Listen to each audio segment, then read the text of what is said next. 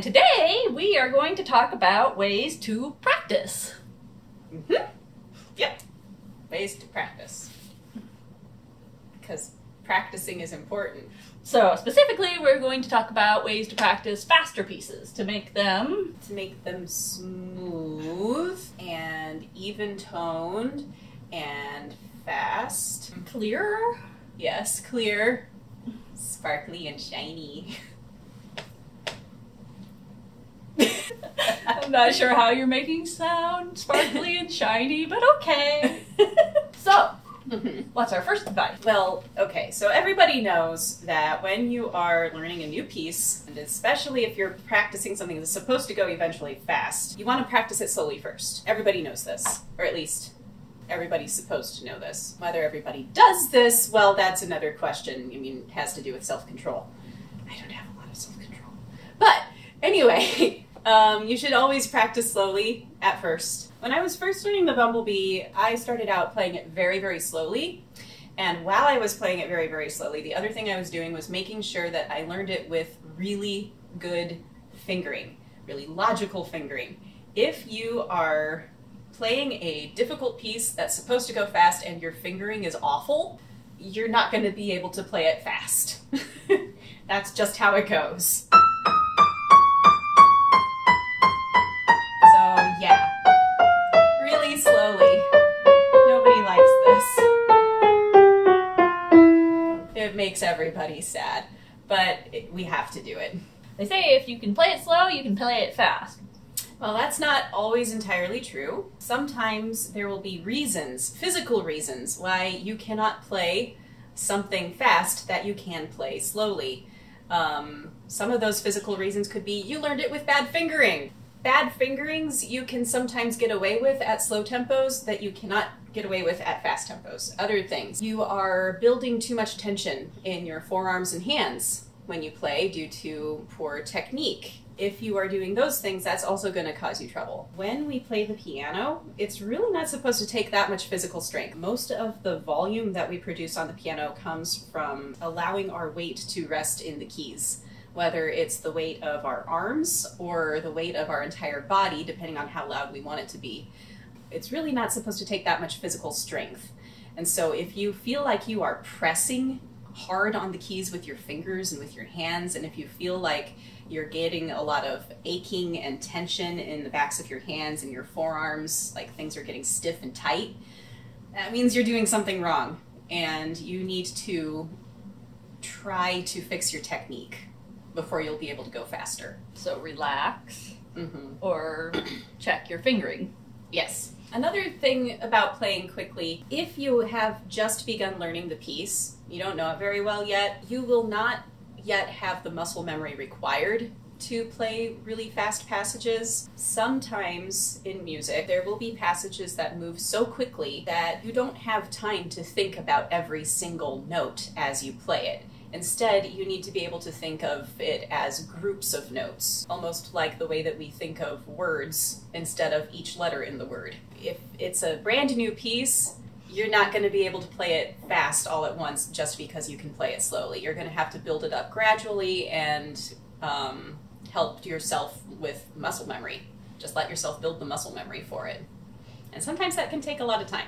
Separating your hands. When is it good, when is it bad? Playing with your hands separately can be useful for a multitude of reasons. Sometimes we need to play hands separate in a certain passage so that we can really focus on a difficult fingering, or maybe there's whole lines of melody that one hand is supposed to be covering at the same time. If it's a brand new piece, sometimes it's just too much to ask of yourself to focus on bringing out those multiple melodies in one hand and do whatever the other hand is doing at the same time.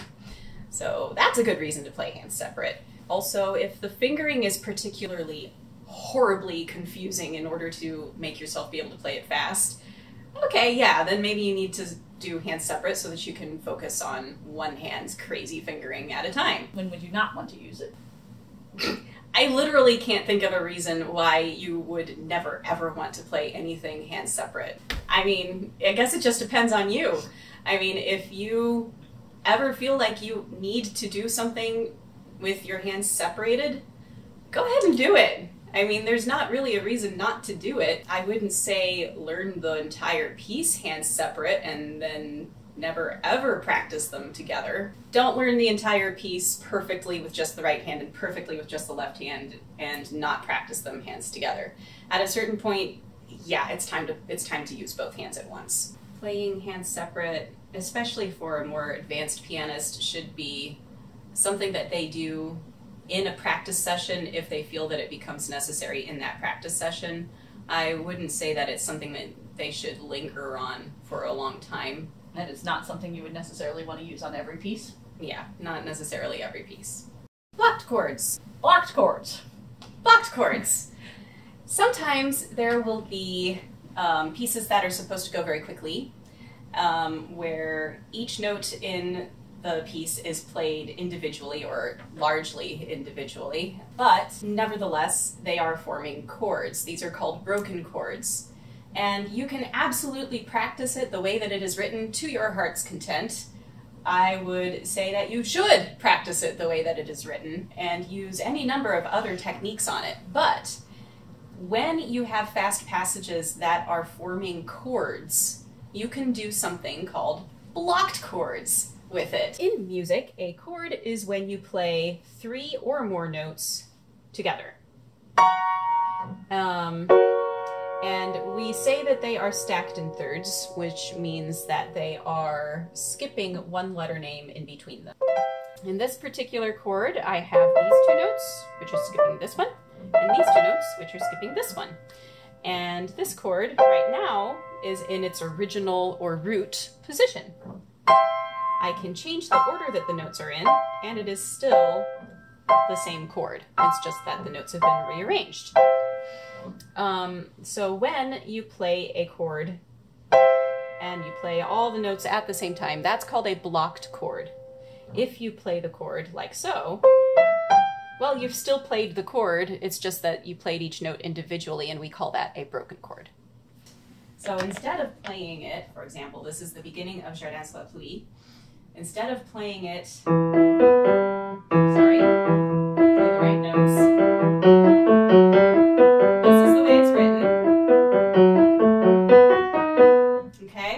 So I was playing the broken chords the way that it's written. I could do this instead.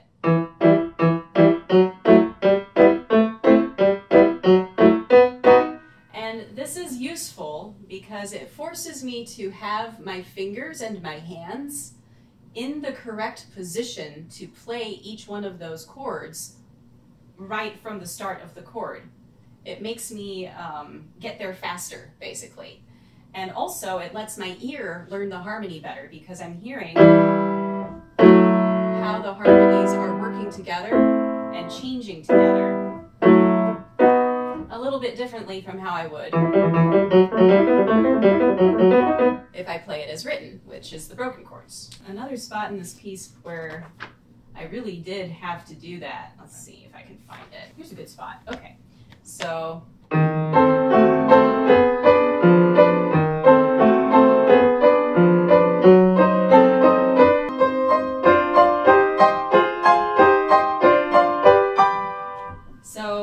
it just helps your ears to learn the harmony better, I guess, and makes you get your fingers in position faster. Group hand positions.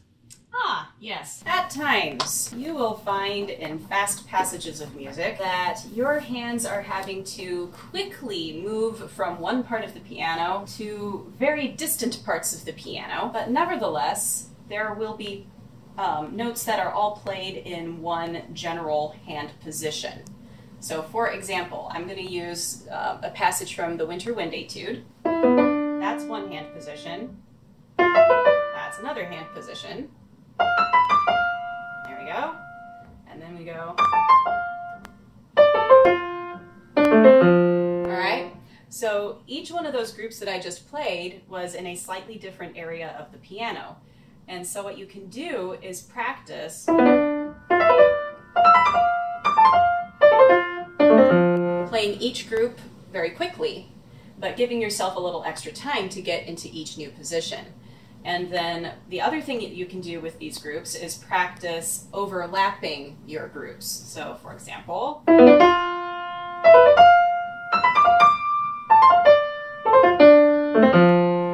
I was doing was playing my groups again, but this time, instead of stopping at the end of each group, I went to the first note of the next group and tried to keep it as fast and smooth as if I was still in the same area. I hope that makes sense. Does that make sense? Okay. I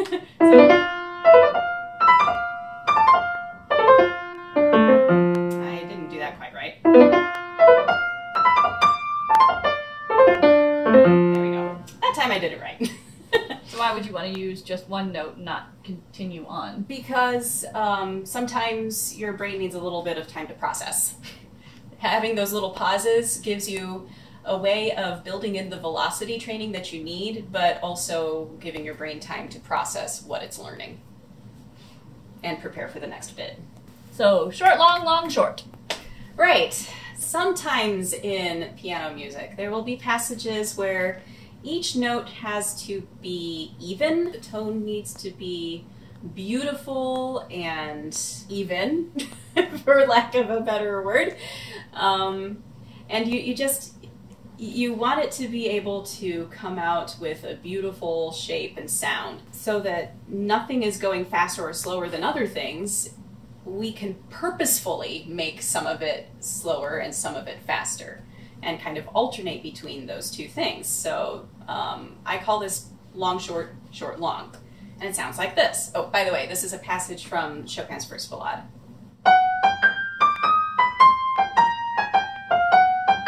Which one is this? That was long, short. I was playing the first note in each pair long and the second note short.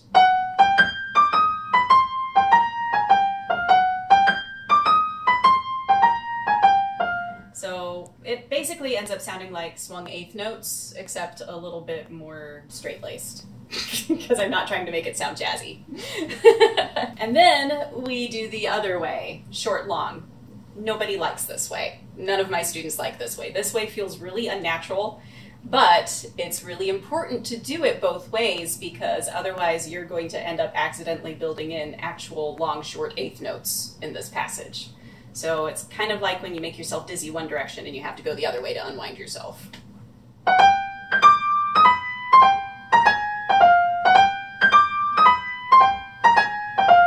So that was short, long. One more time.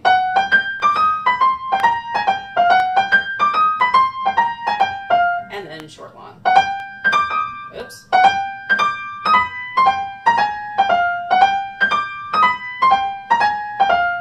And then hopefully the end result will be that they will all come out beautiful and clear and clean and even and perfectly steady. That's the goal. We can use long, short, and short, long when we have passages that are divisible by 2. Those were duplet eighth notes. We don't always have duplets. Sometimes we have triplets, which means it's divisible by 3. So duplets mean divisible by 2, and triplets mean divisible by 3. Or that we are dividing by 3. Okay, so this is a piece that I'm considering learning sometime in the future. This is Schubert's Impromptu from his Opus 90. This is number 2. And this one has a lot of triplets in the right hand. So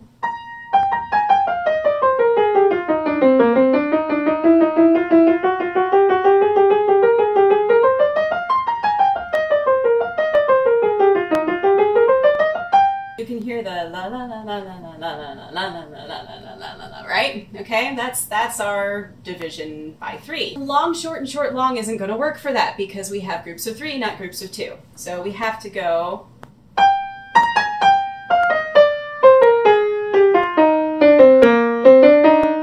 extra points if you know what that was. a waltz. No, that was long, short, short. And then the other option is short, short, long.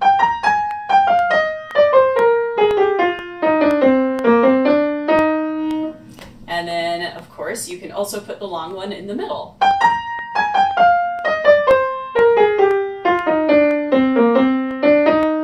And that way, every note in the triplet has had the opportunity to be the long note. They don't want to be left out. No, nobody wants to be left out. They'll be sad. We can't have sad eighth notes. No sad eighth notes. Shall we try to play it again, see if it cleaned up? Yeah, sure. No,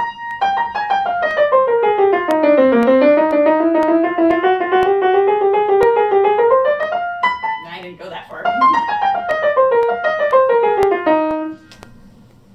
Okay, so one more thing that I could tell you about practicing fast passages. This works particularly well when you want to have a very crisp and clear sound as your finished result. So that you hear each individual note instead of a big mush. So you can actually do this with legato passages, things that are supposed to be smooth, but that you still want to have distinction in the notes. What does legato mean? Legato means smooth, that the notes are connected. No space between them. How would that sound? Okay. So here's legato. You can see that the sound was very continuous. This is not legato.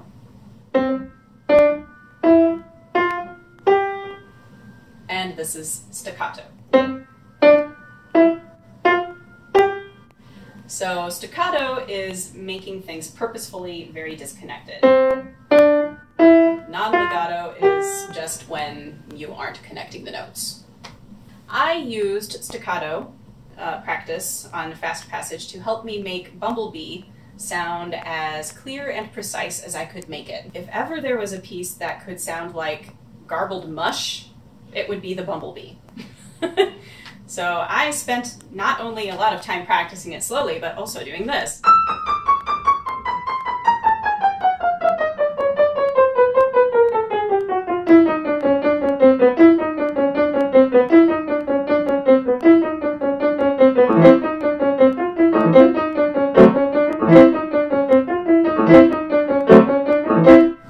And yes, I would often play all the way through the piece doing exactly that. And what is it supposed to sound like? It's supposed to sound like this. And now I can't play it.